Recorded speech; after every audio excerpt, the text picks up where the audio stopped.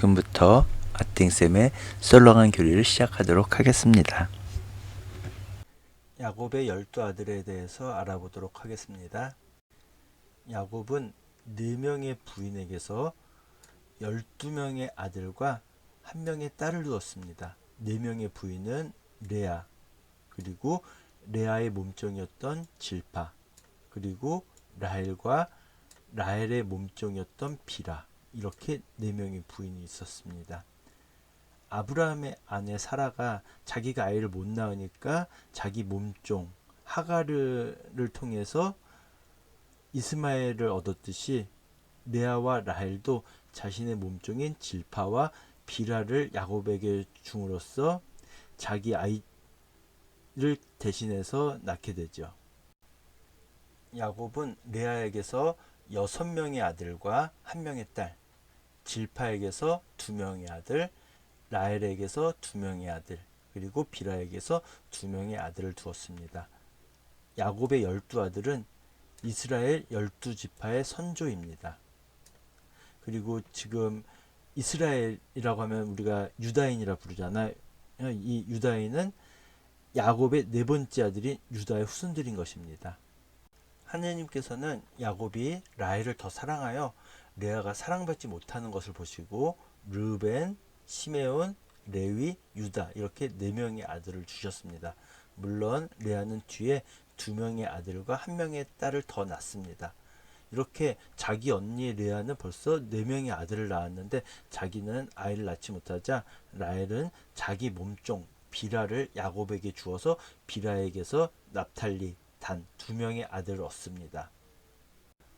레아는 자기는 이제 더 이상 아기를 갖지 못할 것이라는 생각에 자기 몸종 질파를 야곱에게 주어서 이 질파에게서 가드, 아세르 이렇게 2명의 아들을 얻습니다.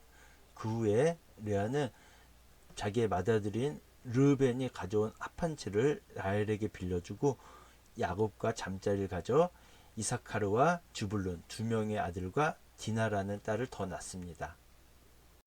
라헬은 야곱의 사랑을 독차지하고 있었지만 자기에게는 자녀가 없었잖아요. 자기의 몸종인 비라에게서 얻은 2명의 아들이 있었지만 엄밀한 의미에서는 자기 친아들은 아니잖아요. 그리고 언니 레아는 자식은 4명 있었지만 남편은 동생 라헬을 사랑했어요. 그래서 라헬은 레아의 아들 르우벤이 가져온 합한채를 탐내게 됐고 레아는 남편의 사랑을 받기 위해서 동생한테 합한채를 주고 남편이 자기랑 잠자리를 가질 수 있도록 합니다. 그래서 레아는 2명의 아들과 1명의 딸을 더 낳게 되는 거죠. 하느님께서는 라헬을 불쌍히 여겨서 아들을 주시니 그가 바로 요셉입니다. 요셉은 야곱이 사랑하는 라헬이 낳아준 첫 번째 아들이었어요. 그래서 야곱은 요셉을 엄청나게 편애했어요. 요셉에 대한 야곱의 편애로 요셉은 형들의 질투를 받아 이집트로 팔려가게 되죠. 야곱은 하란에서 11명의 아들과 1명의 딸을 낳았고 하란을 떠나서 에프라타, 지금의 베들레헴으로 가는 중에 베냐민을 낳다가 라헬이 죽게 돼요. 그래서 라헬이 죽으면서 베노니라고 이름을 지었지만 야곱이 베냐민으로 이름을 바꿉니다. 베노니는 슬픔의 아들이라는 의미가 있고요. 야곱은 베냐민으로 바꾸면서 오른손의 아들, 믿을만한 아들이라고 이름을 바꾸게 됩니다. 오늘 주인공들 나온 사람들의 이름의 뜻을 살펴보면 레아는 암소, 라헬은 양이라는 뜻입니다.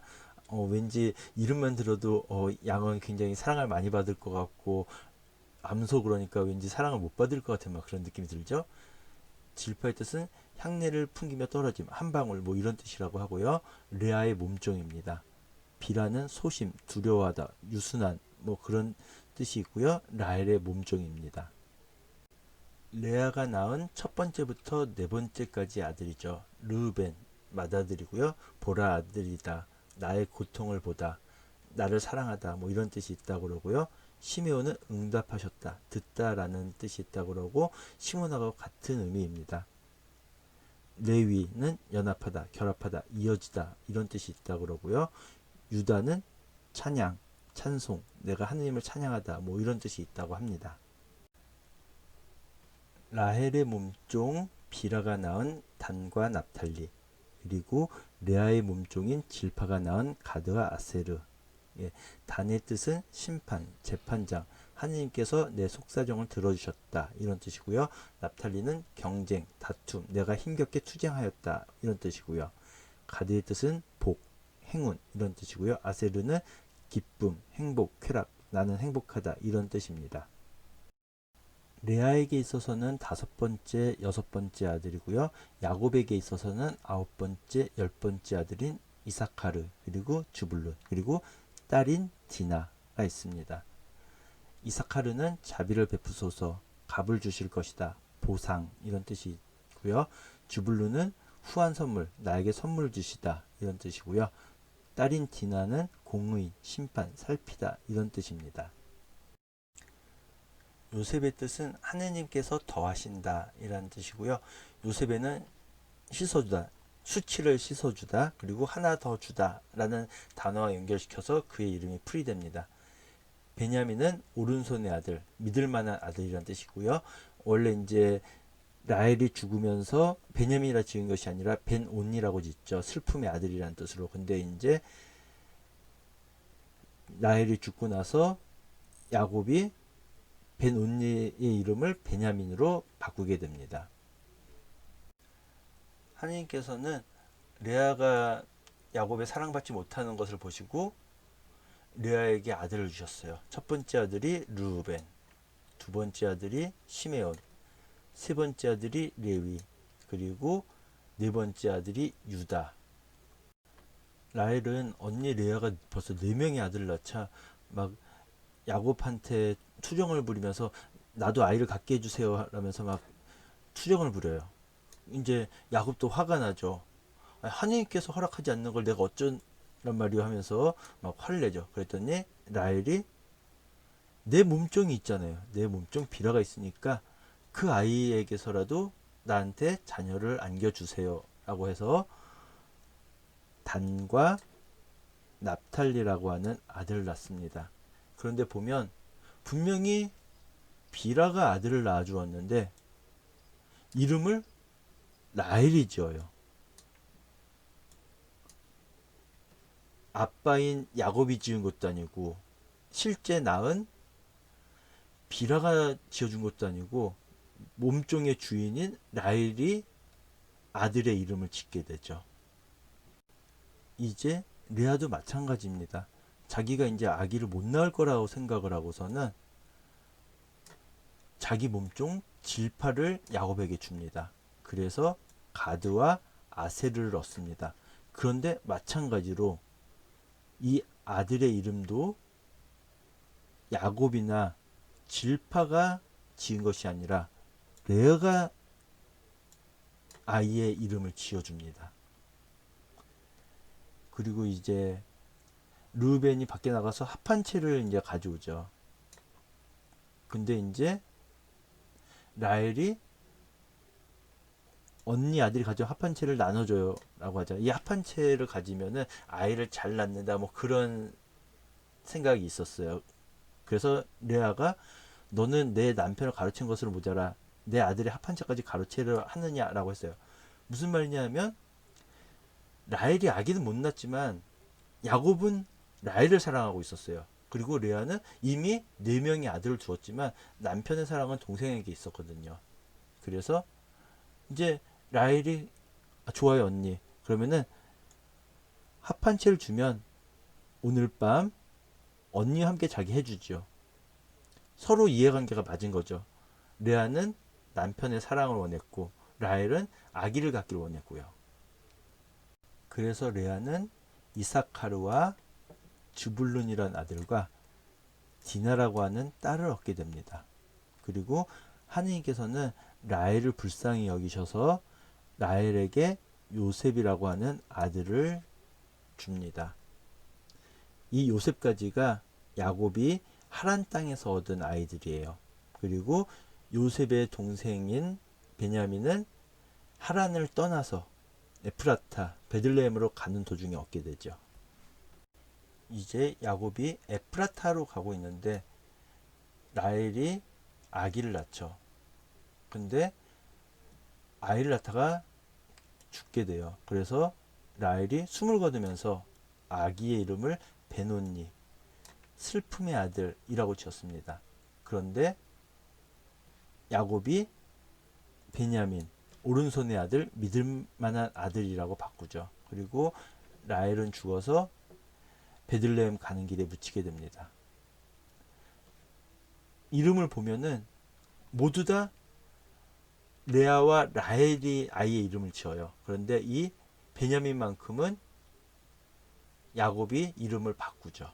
다른 아이들은 그냥 부인이 짓는 대로 그냥 냅뒀어요. 합한체는 창세기와 아가서에 한 차례씩 언급되었다고 합니다. 그리고 이 합한체가 임신에 효과가 있다고 알려졌습니다. 그래서 이제 라헬이 언니한테 그걸 달라고 그러는 거죠. 자기는 아무리 사랑을 받고 있어도 아기를 낳지 못하니까요. 합한체는 지중해 전체 지역에서 자란다고 하고요. 그리고 히브리어는 두다임, 뭐 그래서 연인 그런 걸 의미한다고 합니다. 그래서 막 임신 잘 되게 해준다 뭐 그런 이야기가 있어서 라헬이 합한체를 탐내죠. 그걸 통해서라도 아기를 갖고 싶었던 거죠. 그리고 합한체의 뿌리 모양은 인삼처럼 사람을 닮았다고도 합니다.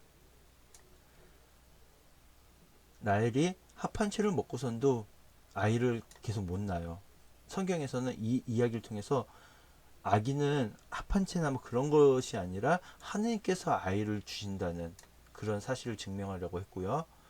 그리고 이 합한체 이야기 속에는 아이를 갖지 못한 여인들의 슬픔이 담겨져 있습니다. 예. 남편의 사랑을 받고 있어도 아이를 갖지 못하면은 정말 여자로서 수치스러운 그런 느낌도 들고, 그래서 합한체를 통해서라도 아이를 갖고 싶었던 거죠. 야곱의 12아들들은 이스라엘 12지파의 기원입니다. 12지파의 시조고요. 그리고 자매라기보다는 막 원수 같죠. 막 누가 더 하나 막 질투하고 막 경쟁하는 것 같고요. 일부 다처지에는 이런 비극이 뒤따르고 있습니다. 구약 시대에 점점 여성의 지위가 높아지기도 했고요. 그 다음에 예수님께서 남자는 부모를 떠나 한 여자랑 만나서 이제 일부일처제를 이제 말씀을 하시는데, 이제 예수님 당시에는 히브리인들 사이에는 일부 다처의 관습이 거의 사라졌죠. 그런데 신약 시대조차도 여성과 남성의 지위가 동등하진 않았어요. 5,000명을 먹이신 기적만 봐도 그 5,000명은 거기에 모인 모든 사람이 아니라 남자 어른만 5,000명이라고 되어 있습니다. 여자나 어린 아이는 넣지 않았죠. 그것처럼 어느 정도 여성의 지위가 높아졌지만 그럼에도 불구하고 남자와 여자의 차이는 분명히 존재했습니다.